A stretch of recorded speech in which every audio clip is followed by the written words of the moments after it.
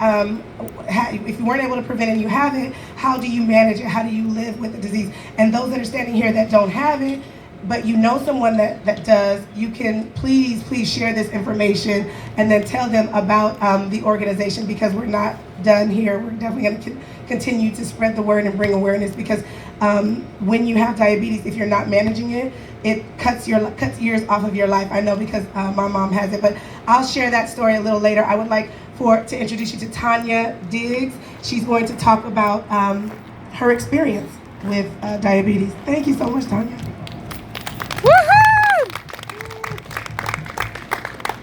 As she said, I'm Tanya Diggs. I have been a diabetic for 35 years. I was diagnosed when I nearly passed out in my USC class as a junior, and had to go to the hospital and didn't know what was wrong. And prior to that, I thought something might have been off a bit. I would get the shakes, and the only thing that would make me feel better is if I had something sweet. So that was an indication.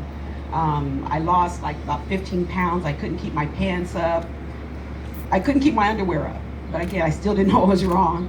And I had an unquenchable thirst, not just for a glass of water, but for an entire pitcher of water. So I'd go up to my sorority sisters' places and I just drink everything. So those are indications. And my grandmother had diabetes and my mother's brother had diabetes, but no one else in our family was diagnosed.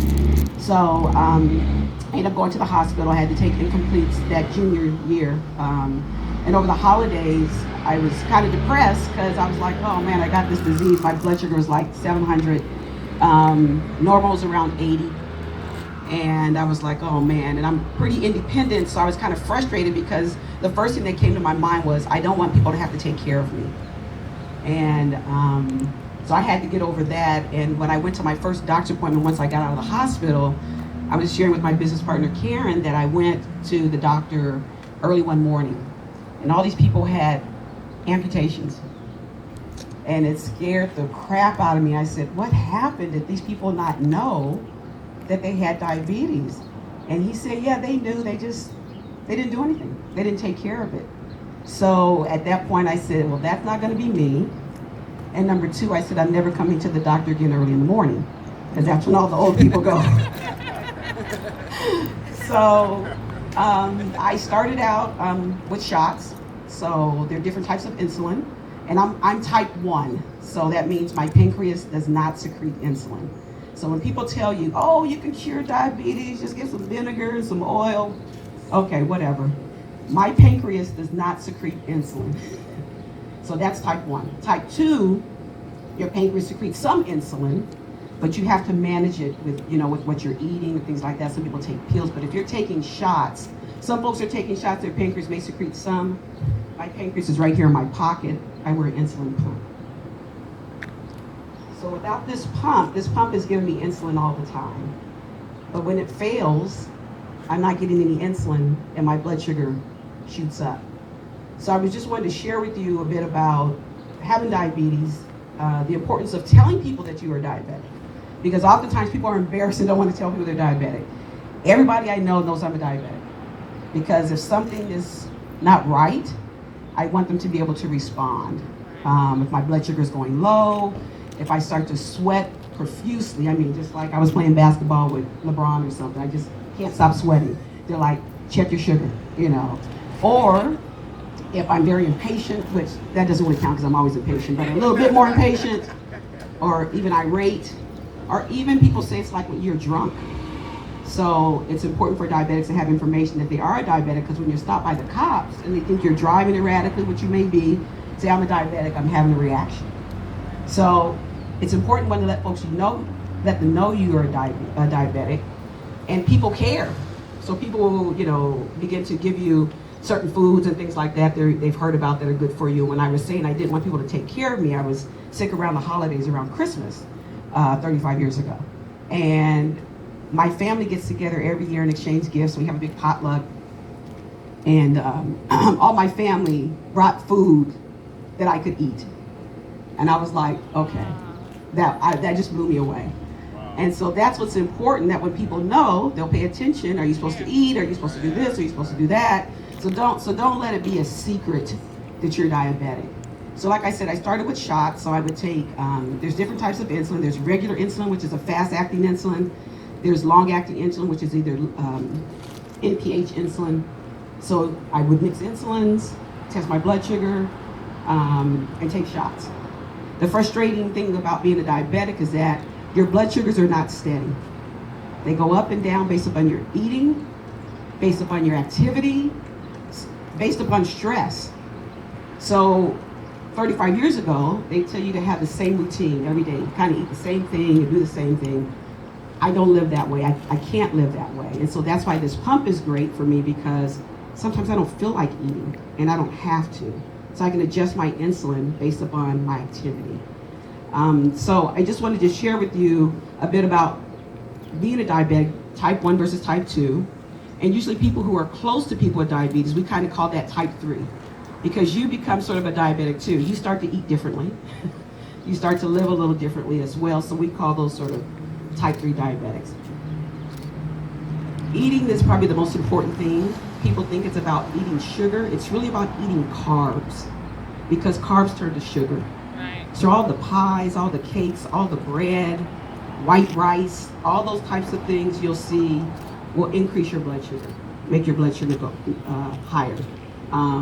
So a healthy diet is very important, which is more vegetables and fruit, but all fruit is not the same, right? So dried fruit, like raisins, if I ate a small box of raisins, my blood sugar would shoot up.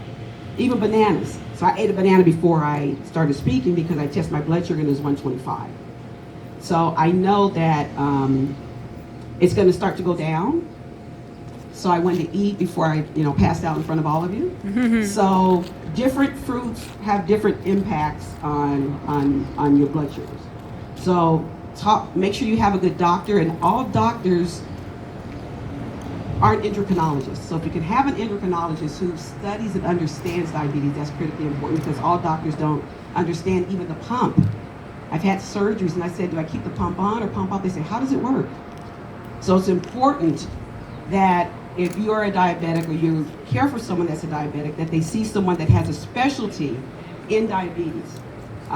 It does impact other things, your cholesterol, high blood pressure, all those types of things. So I do take medication for that, and all those things are normal. But in our culture, African American, Hispanic cultures, we eat a lot of food that is fried and fatty. And I know there's a brother over here with healthy chicken. One of my clients is here every table that has healthy meals. And so it's important what you eat. So I don't eat a vegan or vegetarian diet, but I do eat more vegetables than I do eat meat. So everyone's body is different too, so your body reacts differently. So beef, my blood sugar will go up for a longer period of time, but if I eat fish, not so much. So I try to eat more chicken, try to eat more fish. In pork, I'm just trying not to eat pork. So although I eat what's considered a diet for a diabetic, I eat how everyone should eat.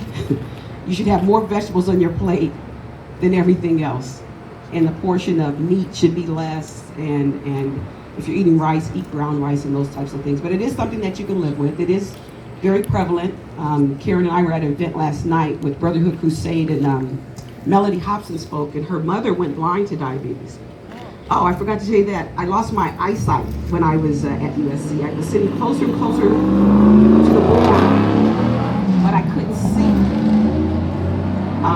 And so again, those are all signs. It affects your vision and all those types. I didn't lose it completely, but everything was just not real clear.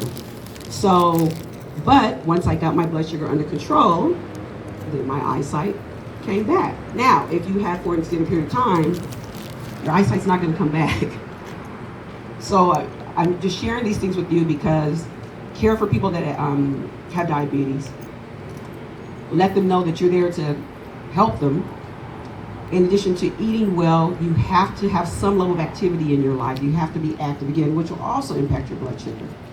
And I think that the most challenging thing, the reason I wear a pump is because my pump tells me if my blood sugar is going up or down. When you test, one of the things that people don't like to do as a diabetic, they don't like to test because it hurts after a while, but okay. Like B.B. King, he stopped testing because he couldn't play his guitar. But you can test on your arm, you can test other places. But you have to test often But the challenging thing is that your blood sugar is not always steady. So when you just test and you say, okay, it's 125, you don't know if it's going up or down. But with my pump, it tells me if it's going up, or if it's going down, if it's going up rapidly, if it's going down rapidly, so I can adjust the insulin that's going into me.